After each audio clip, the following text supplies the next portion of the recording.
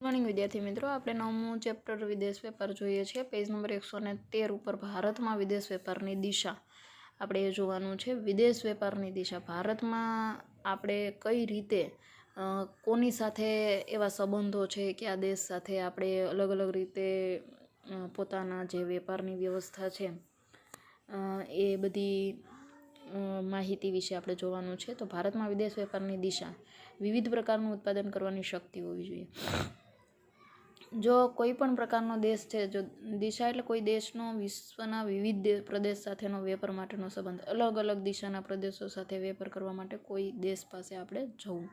તો વિવિધ પ્રકારનું ઉત્પાદન કરવાની શક્તિ હોવી જોઈએ. પહેલાં તો આપણા દેશમાં એવી વસ્તુઓ બનાવવાની આપણી એવી કેપેસિટી હોવી જોઈએ કે આપણે નિકાસ કરી શકીએ, તો આપણી આવક છે એ સારી એવી થઈ શકે. અનેક દેશ સાથે સારા રાજકીય સંબંધો હોવા જોઈએ, બધા જ દેશ સાથે. જો આપણે બીજા દેશ સાથે બનતું ના હોય તો આપણી પાસેથી કોઈ વસ્તુ લઈ શકે નહીં. ભલે સારી વસ્તુ આપણે ઉગાડીએ છીએ, વેચીએ છીએ, નિકાસ કરી શકીએ છીએ, પણ સંબંધો સારા ના હોય તો આપણે એ વસ્તુ વેચી શકીએ નહીં.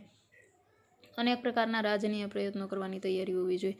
આમાં ઘણી બધી પોલિટિક્સની બાબત આવે છે, રાજકીય સંબંધો આવે છે. તમારે બીજા દેશના જે પોલિટિકલ રિલેશન જે છે એ સારા હોય તો તમારી વસ્તુ છે એ આસાનીથી ત્યાં એ દેશમાં ઝડપથી વેચાઈ શકે છે. વેચાણ વ્યવસ્થા અને વેપાર વ્યવસ્થા માટેની આવડત અને ટેકનોલોજી હોવી જોઈએ.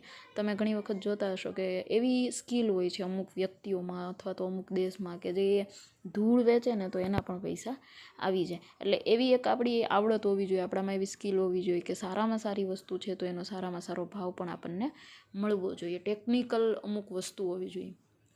વધુ પ્રમાણમાં નિકાસજન્ય ઉત્પાદન હોવું જોઈએ. જે નિકાસ થાય ને એવું ઉત્પાદન કરવાનું. ઘરે ને ઘરે એટલે કે ભારતમાં એ વસ્તુઓ ઉગાડીએ અને ભારતમાં જ વેચીએ તો એ વસ્તુ છે એના ઝાઝા પૈસા, વધારે રકમ મળતી નથી. વિદેશમાં એ વસ્તુ વેચાય, આપણી એક તો આપણો દેશ પ્રખ્યાત બને, ત્યાં સુધી આપણું નામ થાય. બીજી વસ્તુ કે વિદેશ વેપારની આવક જે છે ખૂબ ઊંચી હોય છે, એટલે એમ આપણે સારી એવી કમાણી કરી શકીએ. સ્વતંત્રતા પછી ભારતનો મોટો પ્રમાણનો વેપાર છે યુકે સાથે હતો. યુકે જે છે એ ખૂબ સારો એવો દેશ છે અને આપણો જે વેપાર છે એનો સંબંધ જે છે એ યુકે સાથે હતો.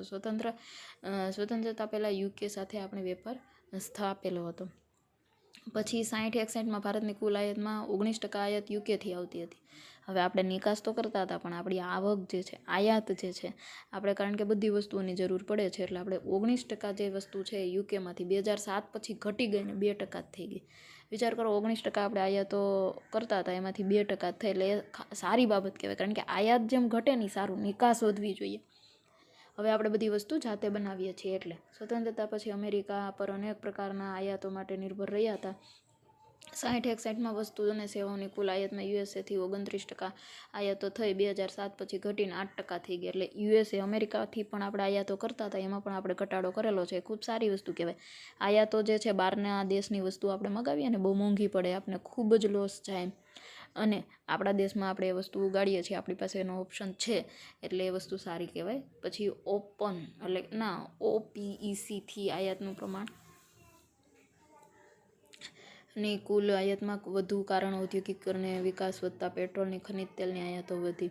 ખનિજ તેલની નિકાસ કરતા દેશનું એક જૂથ છે જે OPEC, એમાં યુરોપ ને એવા બધા દેશ છે કે જે કેનેડા અને એવા 4-5 દેશનું જૂથ છે કે જે ખનિજ તેલની નિકાસ કરતા દેશ તરીકે ઓળખાય છે. એટલે રશિયા સાથે આપણા ભારતના જે મૈત્રી સંબંધો હતા, એ સ્વતંત્રતા પછી રશિયાથી પ્રમાણમાં આયાતો થતી હતી ને 80 પછી રશિયામાં થયેલી આર્થિક કટોકટીના કારણે આ બધી વસ્તુઓ.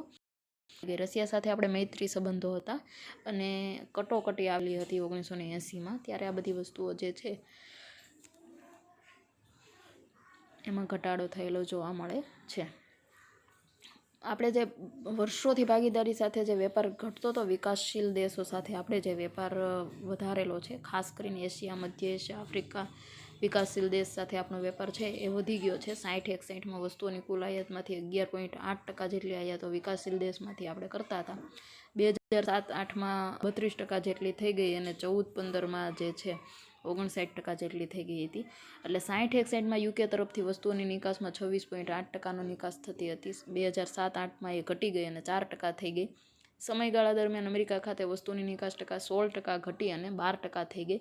રશિયા ખાતે વસ્તુની નિકાસ છે 4.5% ઘટી અને 0.6% થઈ ગઈ. એટલે ખૂબ સારી વસ્તુ છે. આપણે આપણા દેશમાં એ બધી વસ્તુઓ ઉગાડીએ છીએ, બનાવીએ છીએ, ઉત્પાદન કરીએ છીએ, એટલે આપણે જે આયાતો છે એ ઘટાડી દીધી છે. અને નિકાસની જે પરિસ્થિતિ છે, યુકે તરફની વસ્તુઓની કુલ નિકાસમાં 26%નો નિકાસ થતી હતી, એ ઘટી ગઈ છે અને 4% થઈ ગઈ છે. કારણ કે આપણે પછી જે સંબંધો બધા જે છે એ દિવસે ને દિવસે બીજા દેશ સાથે સારા હોય, ક્યારેક ખરાબ હોય, તો જે નિકાસ છે, જો નિકાસ ઘટે ને એટલે આપણા દેશને લોસ થાય. નિકાસથી સારી એવી રાષ્ટ્રીય આવક થતી હોય છે. 2014-15માં એશિયાના દેશ ખાતે વસ્તુઓની નિકાસમાં 50% જેટલી નિકાસ થઈ ગઈ હતી. અલગ અલગ દેશ સાથે આપણે જે વિકસવા ભારતે ઘણા બધા સફળ પ્રયત્નો કરેલા છે. હવે જે આપણે વિશ્વના વિવિધ પ્રદેશોની ભારતની વસ્તુ આયાતોની ટકાવારીનો હિસ્સો છે. અને બીજી જે આકૃતિ છે એ નિકાસની છે.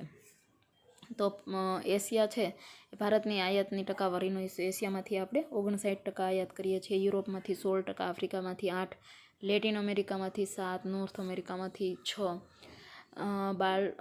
બાલ્ટિક પ્રદેશ જે છે એ એટલે ટૂંકમાં CIS અને બાલ્ટિક પ્રદેશો અમુક એવા દેશ છે કે જ્યાંથી આપણે 2% અને અન્ય બીજા 2%, એટલે ટૂંકમાં આપણે આટલી આયાતો કરીએ છીએ.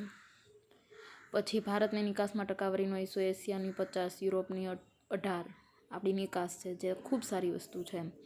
નોર્થ અમેરિકામાં 14%, આફ્રિકામાં 11%, લેટિન અમેરિકામાં 5%. જો આ જે બે આકૃતિ છે ને એમાં એ તમારે વિભાગીમાં 5 માર્કમાં પૂછાય. ભારતની વસ્તુઓની આયાત ટકાવારીનો હિસ્સો, તો તમારે આ વર્તુળ આકૃતિ દોરવાની છે. તમે 11મા ધોરણમાં આ બધી વસ્તુ શીખી ગયા છો. તમને કોષ્ટક આપેલું હોય છે, એમાં તમારે વર્તુળ આકૃતિ દોરવાની ને જેટલા ટકા જે વસ્તુનો હિસ્સો આમાં ફેરફાર કરીને પણ મૂકી શકે, પણ તમારે 5 માર્કની આકૃતિ આવે જેની તમારે પ્રેક્ટિસ કરવાની રહેશે. ખૂબ સિમ્પલ વસ્તુ, 5 માર્ક તમને રોકડા મળી જાય. એટલે આ વસ્તુ ખાસ યાદ રાખજો.